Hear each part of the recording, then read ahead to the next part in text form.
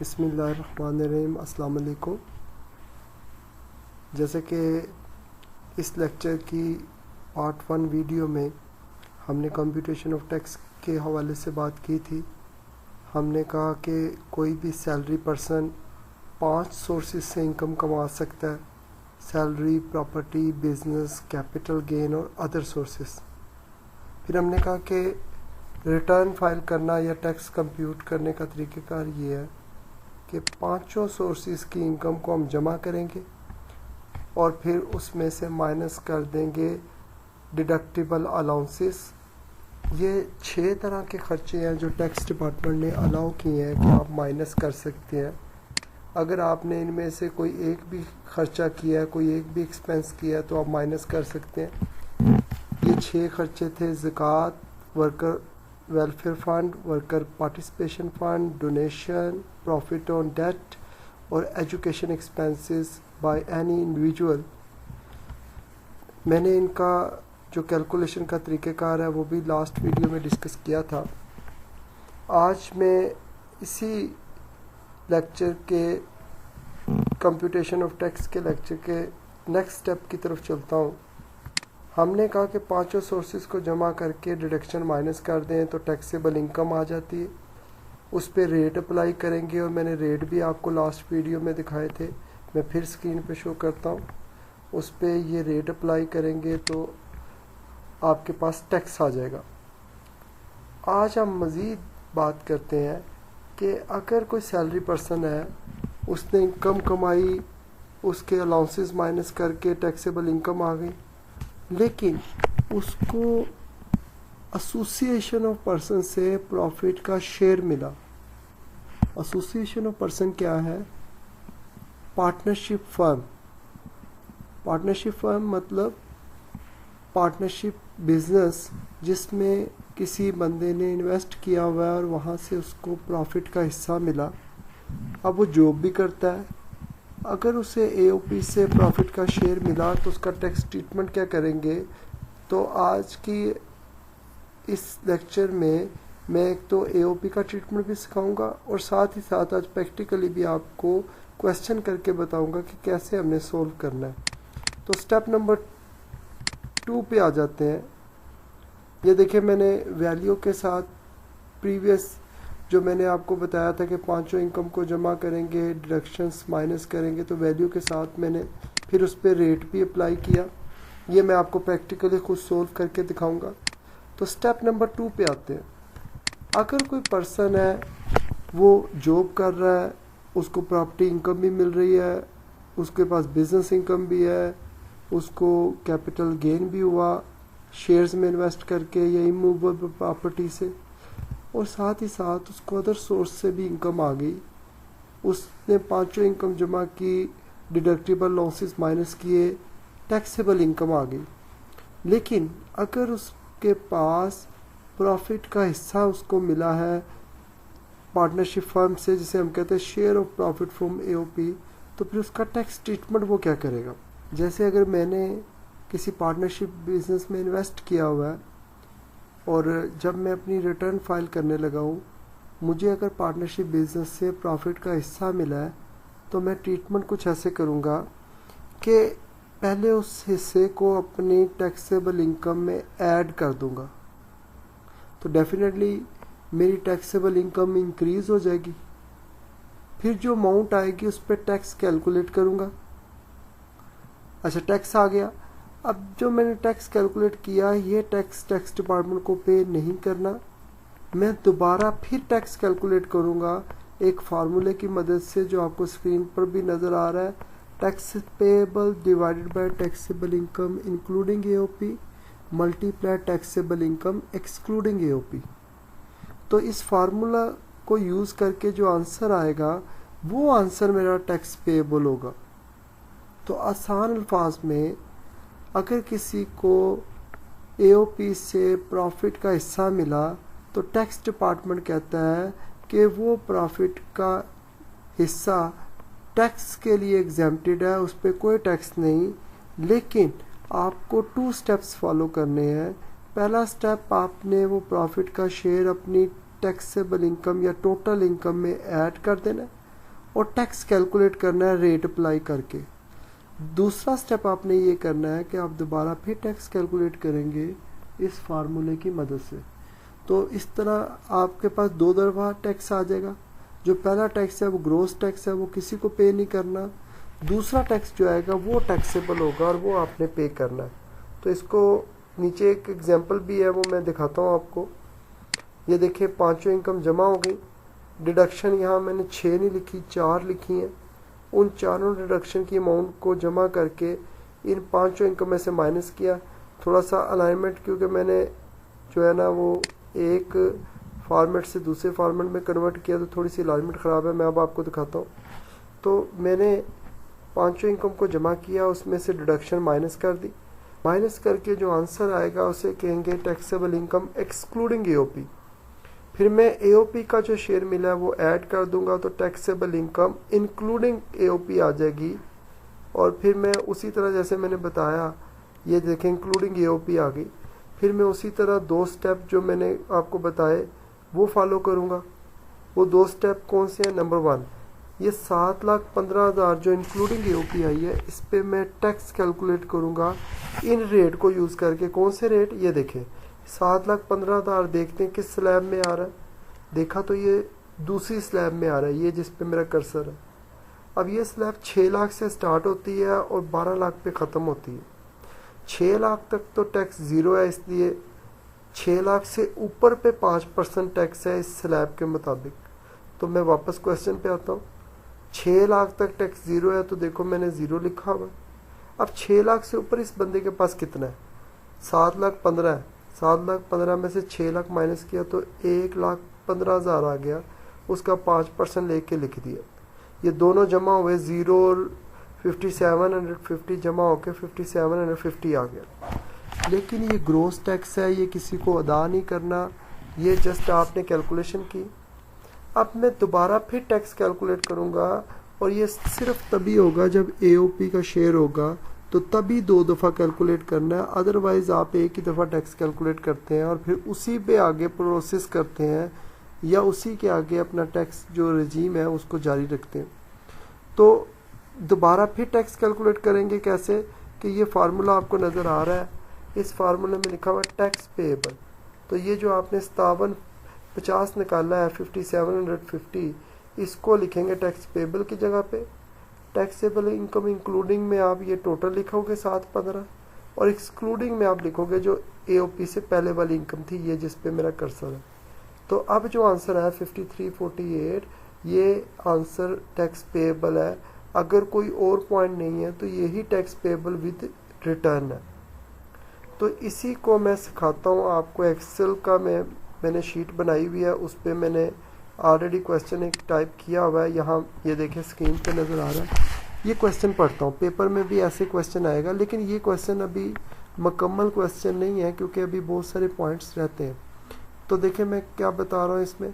कहता है tax liability compute करें मिस्टर रहमान की, जो कि एक टीचर है। तो सबसे पहले इसकी सैलरी इनकम दी हुई है, फिर प्रॉपर्टी, फिर अदर सोर्स। अब तरतीब नहीं है, तरतीब आप खुद बनाएंगे। प्रॉपर्टी के बाद वैसे बिजनेस आता है, तो तरतीब वो जानबूझ के गलत दे रहा है ताकि आप ठीक करो। फिर कैपिटल गेन दिया हुआ है, बिजनेस इनकम दी हुई है, तो ये पांचों इनकम हो गई। फिर कहता है कि एजुकेशन एक्सपेंसेस है बच्चों के, 2 बच्चे हैं इसके, ये मैं बता दूंगा अभी प्रैक्टिकली कैसे करना है। ये डिडक्टिबल अलाउंस है, वर्कर वेलफेयर भी डिडक्टिबल अलाउंस है, ज़कात भी डिडक्टिबल अलाउंस है। डोनेशन कह रहा है 61 क्लास, ये भी डिडक्टिबल अलाउंस है 5000। और share of profit from AOP भी है, तो ये आपको अभी मैंने सिखाया। और प्रॉफिट ऑन डेट भी है। तो इसका मतलब है कि इसमें वो सारे पॉइंट हैं जो हमने अब तक डिस्कस किए। तो मैं इसको सोल्व करता हूँ। कैसे सोल्व करूँगा? मैंने ऑलरेडी ये एक्सेल की फाइल बनाई। पहले मैं 5 लाइन्स में हेडिंग दूंगा। तो इस बिजनेस नेम में मैं लिख दूंगा मिस्टर रहमान, मिस्टर रहमान। अच्छा, अब 5 लाइनों में मैंने हेडिंग दे दी, tax year ended, residential status, और फिर taxable income and tax payable. अब सबसे पहले आप लिखेंगे सैलरी इनकम। तो इसकी सैलरी इनकम है 8 लाख। मैं आउटर कॉलम में डायरेक्ट लिखूंगा। इसके बाद मैं लिखूंगा प्रॉपर्टी इनकम। तो प्रॉपर्टी इनकम इनर कॉलम में लिखते हैं क्योंकि इसका treatment separate block of income में होता है। सेपरेट ब्लॉक ऑफ इनकम में आगे चल के डिटेल में समझाऊंगा जब इसका नंबर आएगा। अभी मैं सिर्फ इतना ही डिस्कस करूंगा। सेपरेट ब्लॉक ऑफ इनकम क्या है अभी आगे चल के आपको डिटेल में बता दूंगा। फिर प्रॉपर्टी के बाद आपने लिखना होता है बिजनेस इनकम। वो कहता है 1 लाख है, मैं इधर लिख देता हूँ बिजनेस इनकम 1 लाख। इसी तरह फिर वो कहता है कैपिटल गेन 25,000 है, वो भी लिख दूंगा।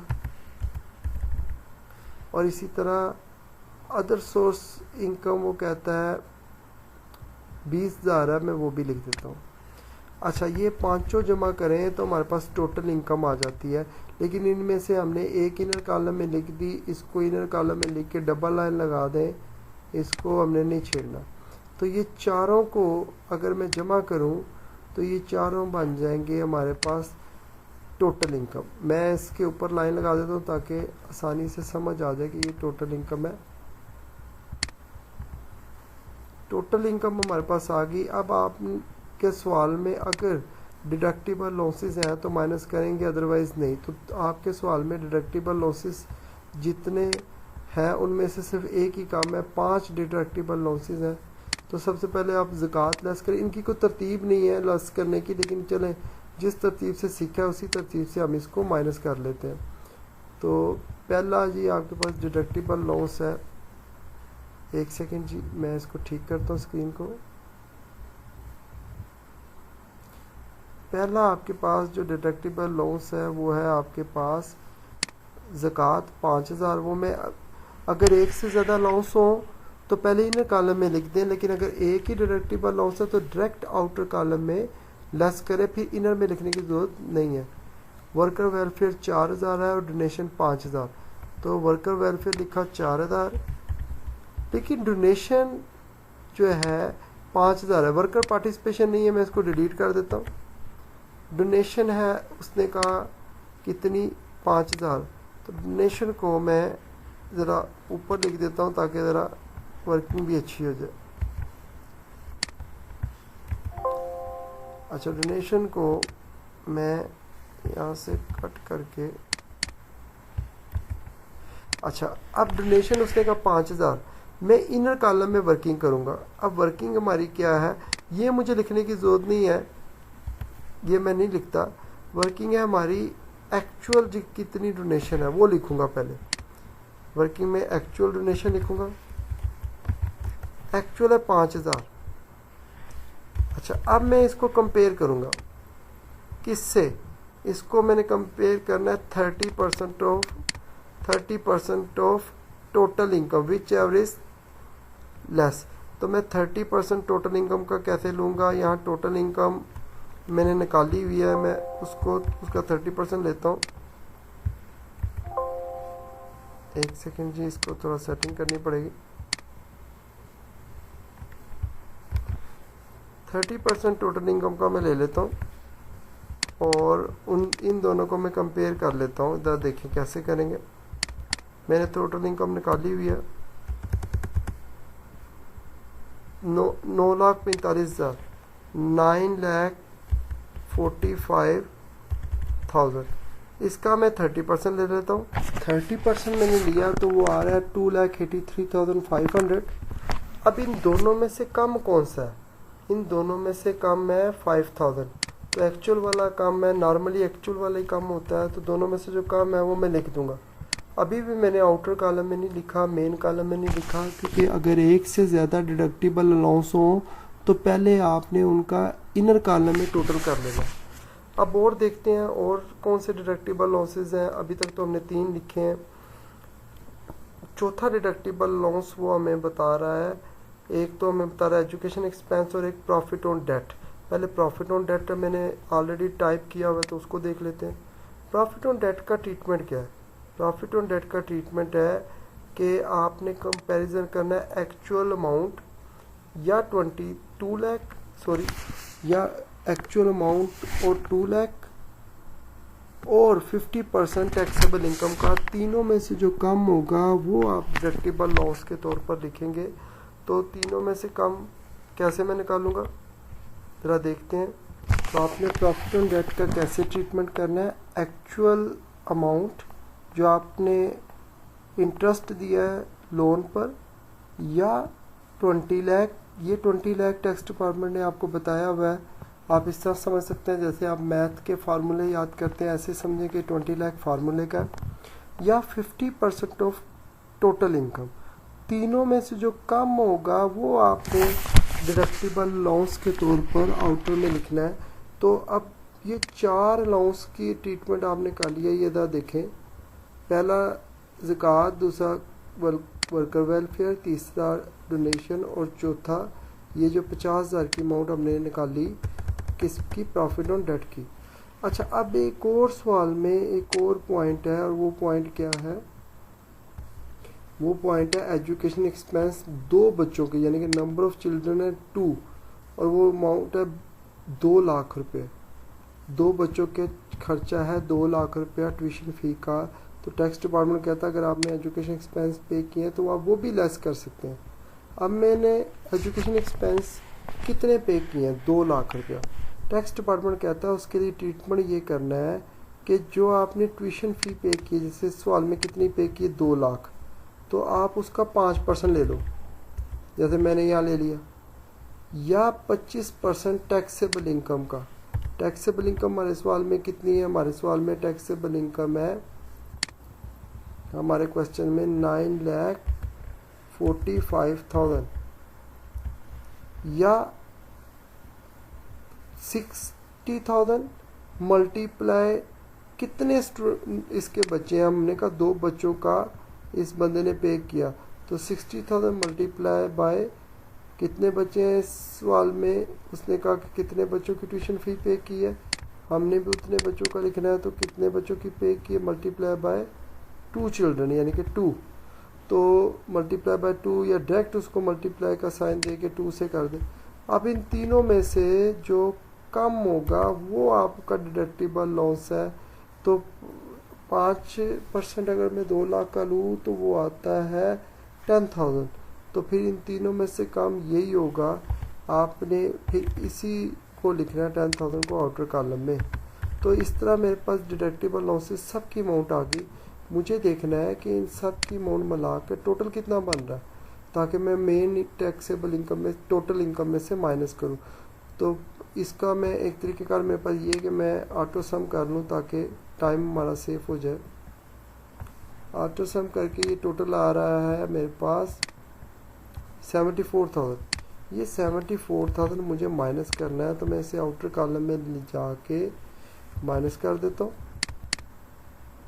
जब मैं इसे माइनस करूँगा तो मैं इसको माइनस का साइन भी लगा देता हूँ, ताकि डायरेक्ट 74,000 मैं लिख देता हूँ ताकि हमें माइनस करने में आसानी हो। अब ये मैंने माइनस कर दिया। जब मैं माइनस करूँगा तो मेरे पास 9,45,000 में से जब मैं ये माइनस करूँगा तो मेरे पास जो आंसर आएगा वो होगा 8,71,000, 8,71,000। अब ये आंसर एक्सक्लूडिंग एओपी है, यानी कि इसमें एओपी शामिल नहीं है। अगर सवाल में एओपी है तो वो भी शामिल करके आंसर निकालना है, तो टैक्सेबल इनकम निकालनी है। तो एओपी का शेयर हमें मिला 30,000। तो आप क्या करोगे, आपने 5 सोर्सेज की इनकम में, मैं आपको दिखाता हूँ, ये देखिए 5 सोर्सेज की इनकम में से माइनस के डिडक्टिबल लॉस, और डिडक्टिबल लॉस माइनस करके जो आपके पास आंसर आया वो 871 है। अब इसमें जो है एओपी शामिल नहीं है, मैं एओपी इसमें ऐड कर देता हूँ। एओपी का शेयर है जी 30,000, वो 30,000 ऐड किया, ऐड करके जो आंसर आता है वो आता है जी 871,000 में मैंने ऐड कर दिया, मेरे पास आंसर आ गया 9,01,000। अब मैंने क्या करना है, इस आंसर पे टैक्स कैलकुलेट करना है, लेकिन मैंने आपको सिखाया हुआ है कि अगर एओपी क्वेश्चन में हो तो टैक्स आपको 2 दफ़ा कैलकुलेट करना है। एक दफ़ा आप टैक्स कैलकुलेट करोगे रेट पर्पज़ के लिए रेट अप्लाई करके, और दूसरी दफ़ा आप टैक्स कैलकुलेट करोगे फार्मूला लगा के। तो अब मैं 2 दफ़ा टैक्स कैलकुलेट करता हूँ। पहले मैं देखता हूँ कि किस स्लैब में आ रहा है, तो मैं ये रेट्स देखता हूँ टैक्स के। तो जब मैंने रेट देखे टैक्स के, तो ये रेट दूसरी स्लैब में आ रहा है जो कि 6 लाख से स्टार्ट हो रही है, 12 लाख पे ख़त्म हो रही है। इस स्लैब के मुताबिक 6 लाख से ऊपर पर सिर्फ टैक्स लगेगा 5%। तो ये 9,01,000 है। तो मैं इस पे टैक्स कैलकुलेट करता हूँ। 6 लाख पे टैक्स हमने कहा कुछ टैक्स नहीं है, ज़ीरो टैक्स है। तो 6 लाख पे टैक्स ज़ीरो है, मैं इधर लिख देता हूँ ज़ीरो, कि इस कॉलम में लिखता हूँ इनर में ज़ीरो। और 6 लाख से ऊपर इस पे कितना है, इसके पास 6 लाख से ऊपर जो अमाउंट है वो हमें नज़र आ रही है 3,01,000। इस पे हम रेट अप्लाई करते हैं। रेट अप्लाई हमने देख लिया, 5% रेट है टैक्स का। तो 3,01,000 का जो 5% बनता है वो मैं अभी यहाँ कैलकुलेट कर लेता हूँ। वो बन रहा है जी 15,500। तो 15,000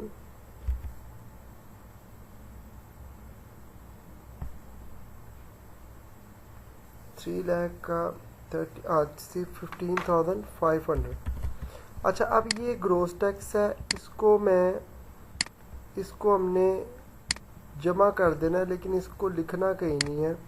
उसकी वजह ये है कि ये टैक्स पेएबल नहीं है, ये ग्रोस टैक्स है, और इस तीन कॉलम में लिख के छोड़ देना। अब मैं दोबारा टैक्स कैलकुलेट करूँगा। ये जो फार्मूला आपको नज़र आ रहा है, इस फार्मूले को लगा के जब मैं दोबारा टैक्स कैलकुलेट करूँगा तो फार्मूला क्या होगा, ये जो मैंने ग्रोस टैक्स निकाला है 15,500, इसको मैं डिवाइड करूँगा किस पे, टैक्सेबल इनकम इंक्लूडिंग AOP, वो है 901,000, और फिर मैं मल्टीप्लाई करूँगा इस फार्मूले को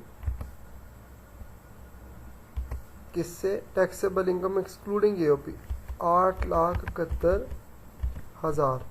तो फिर इसका आंसर आ गया 14,983।